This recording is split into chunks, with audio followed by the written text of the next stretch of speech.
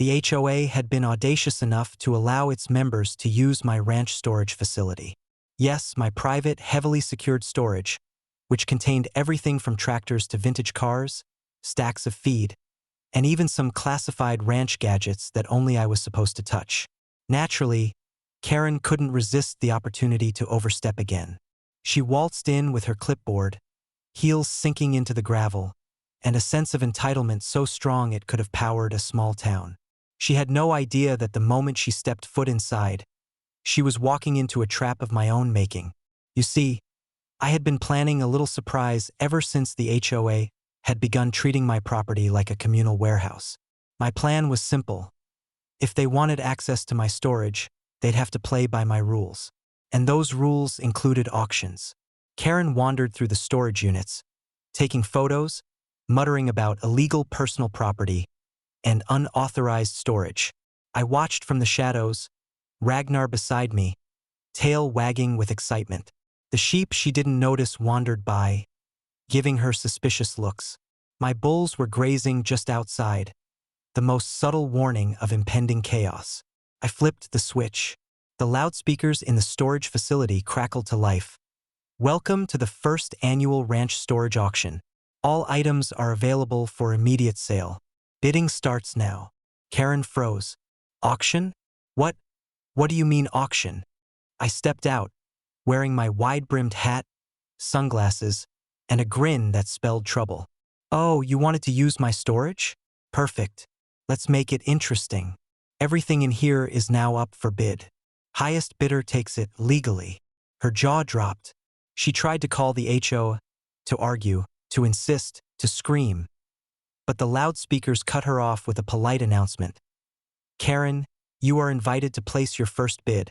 Failure to bid will result in the item being sold to someone else. I had already invited a few of my neighbors, some friends, and a few of the most notorious local collectors to participate in the auction.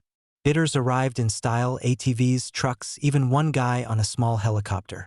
They started bidding on items: a 1982 tractor, a rare set of leather saddles, and Karen's personal favorite, her HOA complaint folder.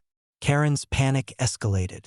She tried to physically stop the auction, stepping onto crates, waving her arms, yelling about illegal sales and violation of HOA rules. That's when the next phase kicked in. I had rigged the storage facility with subtle automation. A small ramp tilted, gently nudging Karen into a haystack while a group of sheep and goats wandered past, scattering around her in confusion. The neighbors cheered. Ragnar barked in approval. Even the bulls outside seemed to snort in laughter. By the time the auction ended, Karen had accidentally bid on and lost every single item in the storage facility, including her clipboard, her heels, and a box of HOA bylaws. She was now the proud owner of nothing. The sheriff, my son, arrived just in time to witness the aftermath. Karen sitting in a haystack, foam from the fire suppression system dripping down her sun hat, muttering to herself, this isn't over. I strolled over, sipping iced tea. Actually, Karen, it's completely over. All future access to the storage facility will require a signed waiver, approval by me, and a survival skills course. Ragnar nudged her gently with his paw, as if to say, lesson learned. The HOA got the message loud and clear. My property, my rules, my auctions, my chaos. Karen never again stepped foot inside the storage facility. She now spends her days writing angry HOA newsletters from her car outside the gate.